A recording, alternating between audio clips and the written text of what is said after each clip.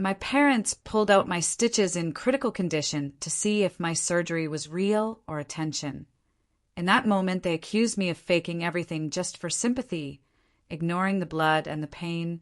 They didn't even care that my life was at risk, and I made sure they regretted it. The room smelled like antiseptic and metal when it happened. My mother leaned over my hospital bed and said, almost bored, "You always exaggerate things." My father added, "If it's real, you won't scream." And then their fingers were on the stitches, tugging. I felt the tearing before I felt the pain. The nurse's footsteps were somewhere down the hall, too far to help. Blood soaked through the thin blue gown. I didn't scream. I just stared at them while they waited for a performance. My name is Alara Monroe. I'm 27. And in that moment, I learned who I was to them, a burden, a drama, a child they only believed when I was silent. What kind of love tests you by breaking you? The symbolic motif of this story would stay with me for months. My silver ring, the one spinning on my thumb whenever I needed calm. That day, it slipped off because my hands were shaking too hard. A tiny imperfection I still remember, the ring skittering across the cold hospital floor. When the nurse finally ran in, horrified, my parents acted shocked, offended even. "She's sensitive," Mom said. "She bruises from everything." Dad folded his arms like the victim in the room. The nurse pressed a cloth to my bleeding skin and whispered, "This wasn't an accident, was it?" I didn't answer. I didn't have to. The silence said everything. Later, when the doctor demanded to know what happened, my parents spoke over each other, turning it into a joke. "She's dramatic. She probably bumped it," my mom said. Dad added, "Kids these days, anything for attention." I looked at them, memorizing their faces, the cold smiles, the casual cruelty. I didn't know how yet. I didn't know when yet.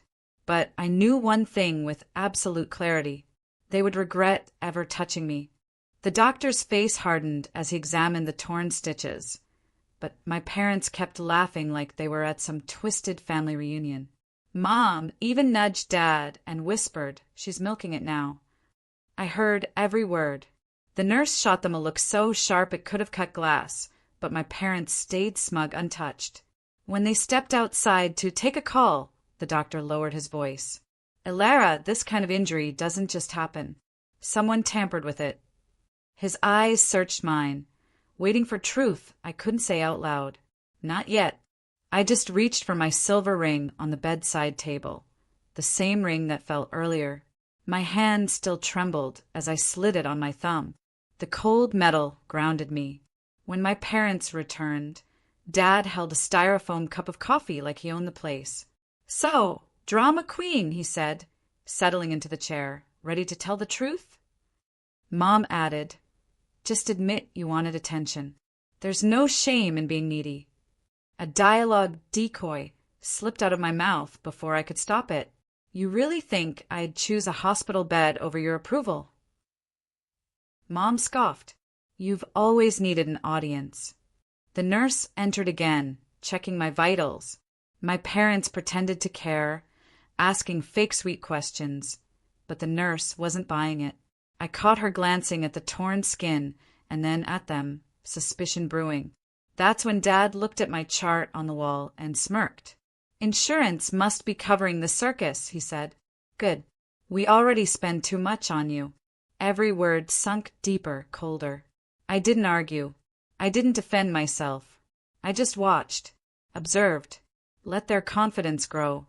Because people like them never realize a storm is coming until it's right on top of them. And mine was building quietly, one breath, one heartbeat, one plan at a time. By the third day, the pain had settled into a dull, stubborn ache, the kind that lived under the skin, reminding me of every stitch they tore out. My parents visited again, walking into the room like they owned the air inside it. Mom set her purse on my food tray, blocking my lunch completely, and said, "We told everyone at church you're recovering nicely. Don't make us look foolish." Dad's eyes swept over my chart again. "So how long is this little episode going to last?" he asked the doctor before I could answer. The doctor didn't hesitate. "As long as medically necessary. She needs rest." and she needs a calm environment. Dad snorted. Well, she's always been fragile. Mom shrugged. She bruises from eye contact. They both laughed. The doctor didn't. He stepped beside my bed, arms crossed, his expression carved from stone.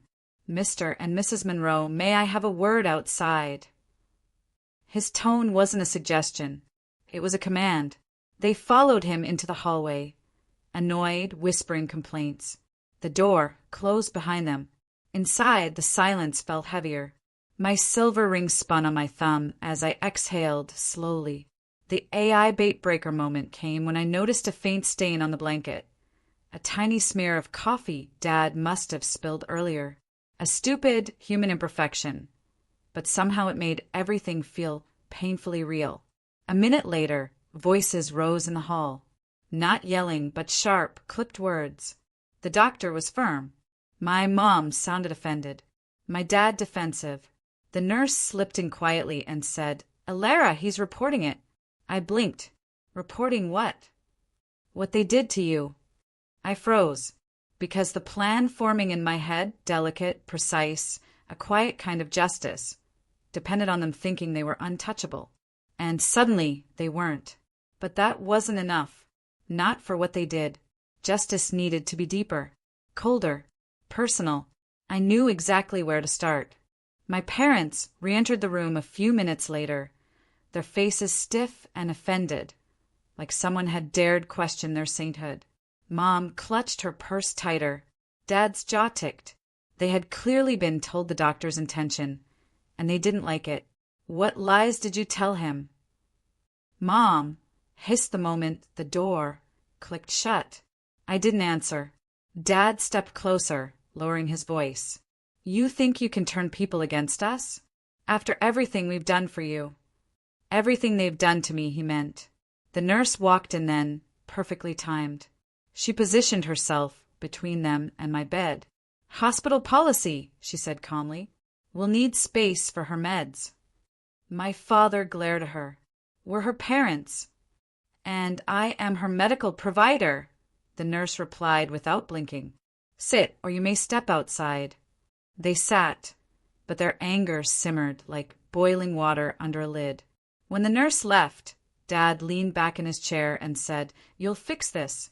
You'll tell the doctor you were confused, medicated, whatever. We don't need trouble with CPS knocking around. CPS. My heart paused. So that's what they were afraid of. It wasn't my pain. It wasn't my trauma. It was the possibility that someone might finally hold them accountable. Mom crossed her legs, shaking her foot impatiently. We're family, Alara. Family protects each other. I looked at her, really looked. The perfect hair, the expensive clothes, the flawless makeup. But under it, there was fear. Real fear. A dialogue decoy slipped from my lips. Does family pull out stitches to check if the blood is real? She flinched. Just barely. But I saw it. My silver ring spun on my thumb. Faster now, reflecting the harsh fluorescent lights above. That's when I made a choice. Not revenge. Not yet. First, I would show the world who they really were without ever raising my voice. A quiet storm unfolding slowly. And it would begin the moment I left this hospital.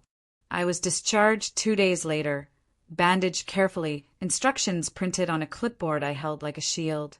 My parents insisted on driving me home, and the doctor insisted on documenting their every word before releasing me. Their smiles tightened with every signature. The car ride was silent at first, the kind of silence that presses against your ribs. Mom tapped her manicured nails on the steering wheel. Dad cleared his throat 3 times, a habit he had when he was planning his version of the truth. You're going to fix this mess, he finally said. Mom added, the doctor misunderstood. You'll tell him that. I gently twisted my silver ring, feeling its familiar coolness. What exactly do you want me to say? That we were helping you, Dad said. Checking on you. Any parent would. Including pulling stitches out? I asked softly. Dad's grip tightened on the wheel. Mom shot me a glare. Don't get dramatic. If you'd told us the surgery was real, none of that would have happened. I did tell you. Mom scoffed. You mumbled. It's not the same. We pulled into the driveway of my childhood home, a place painted in beige warmth on the outside and cold shadows inside. My mother grabbed her purse and walked ahead, expecting me to follow like always. I didn't. Inside, the house still smelled like lavender spray and old secrets. My parents hovered, waiting for me to comply, to reassure them that everything would go back to the way it always was, me hurting, them excusing. Instead, I walked straight to my old room, sat on the floor, took out my phone, and opened the email draft I'd been carefully building in the hospital. Photos of the stitches, the torn skin, the medical notes, the doctor's written statement, the nurse's report. Every detail they swore no one would believe. My finger hovered over send. Not to the doctor, not to CPS, to someone who mattered far more. My finger tapped send before fear could stop me. The email flew off to the one person my parents hated being judged by, my Aunt Marin, Mom's older sister, the only woman who'd ever seen through their perfection mask. A woman who believed me long before I learned to believe myself. I slid the phone into my pocket just as Mom called from downstairs. Elara! Come help set the table. We're having dinner as a family. Family. The word felt like sandpaper. I walked downstairs slowly, my silver ring spinning on my thumb, catching the dim kitchen light. Dad was already pouring himself a drink, the same whiskey he always claimed he barely touched, though the bottle told a different story. Mom glanced at me, her voice syrup-sweet. You'll act normal tonight. No drama. The neighbors might stop by. Dad added, and you'll tell that doctor you overreacted.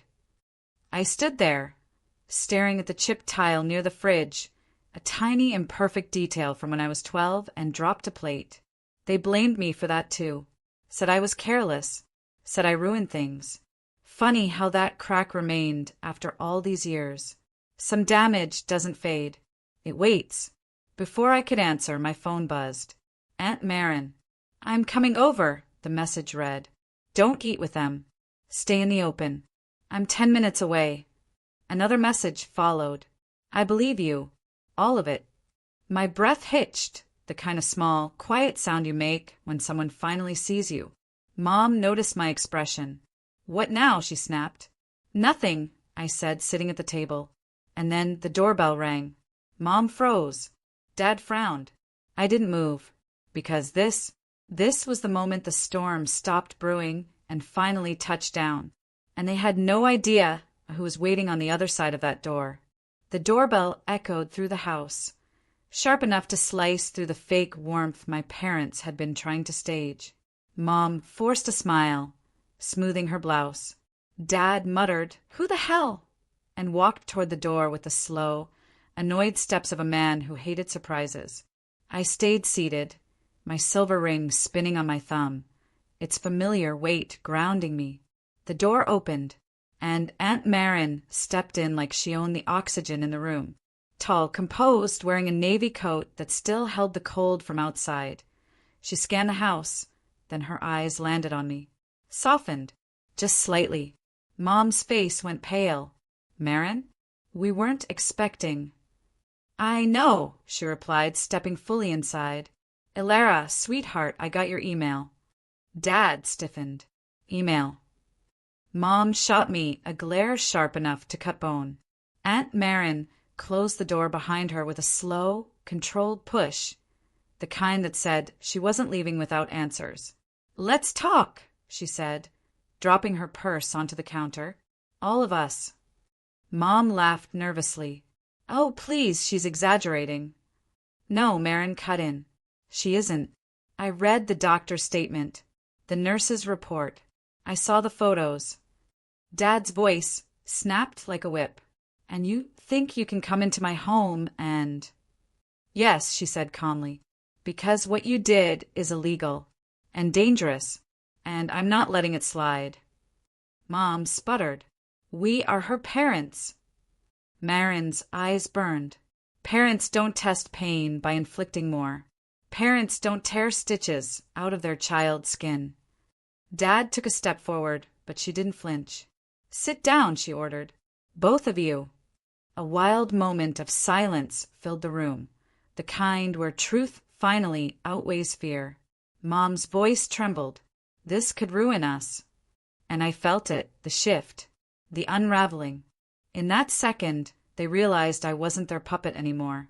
I was the witness, and they were finally being seen. Mom sank into the dining chair as if her legs could no longer pretend to be strong. Dad hovered beside her, fists tight, jaw clenched. For the first time in my life, they looked small, human, frightened. Aunt Marin stood across from them, arms crossed, her presence filling every corner of the room. "You didn't just make a mistake," she said quietly. "You abused her. You endangered her. You tore open a medical wound to prove a point." Mom whispered, "We didn't mean." "Intent doesn't erase harm," Marin said, "but accountability can prevent more." Dad scoffed. "And what? You'll call the police?" "No," Marin replied. "I'm giving you a choice." The silence tightened. "Either you step out of her life peacefully," she said, "or I submit everything to the authorities. All of it. The doctor's report, the nurse's statement, the photos, the dates, the signatures. You'll lose your church, your reputation, your friends, and possibly more." Mom's eyes filled with tears, not the kind born of remorse, but a fear for herself. Dad swallowed hard. His voice came out a shaky whisper.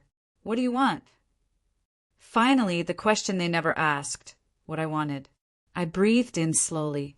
My silver ring spun once more on my thumb, catching the soft light in a quiet loop, the symbolic reminder of everything they tried to break but couldn't. "I want space," I said. "Distance. No contact. No calls. No guilt trips. You leave me alone." Mom's lip trembled. "Elara, we're still your parents." I met her eyes. "Parents protect. You tested my pain to see if it was real. You cared more about being right than keeping me safe. That ends today." Dad exhaled shakily, shoulders bowing under the truth. Mom covered her face with her hands. Marin placed a warm hand on my shoulder. "Let's go." I stood, walked toward the door without looking back. The house behind me felt smaller with every step, like a cage I'd finally unlocked. Outside, the air tasted clean. Free. "If this ever happened to you," I whispered to myself, say same in the comments. My ring gleamed in the daylight as I closed the car door. Justice wasn't loud. It wasn't cruel. It was simply peace.